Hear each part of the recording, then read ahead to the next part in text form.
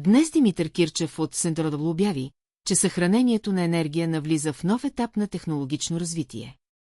Според него пазарът на системи за съхранение на енергия се развива бързо и постепенно се превръща в ключов елемент от новата енергийна система.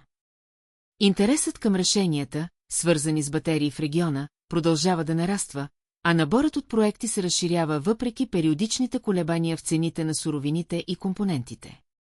Все повече проекти за възобновяема енергия включват системи за съхранение като начин да подобрят икономическите си показатели и да оптимизират производството.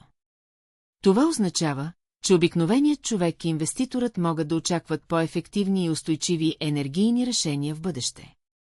Ако сте инвеститор или просто човек, който се интересува от енергийния сектор, бъдете сигурни, че тази тенденция ще продължи да се развива. Абонирайте се за канала ни Финанси БГ, за да сте в течение с последните новини от света на финансите и енергетиката.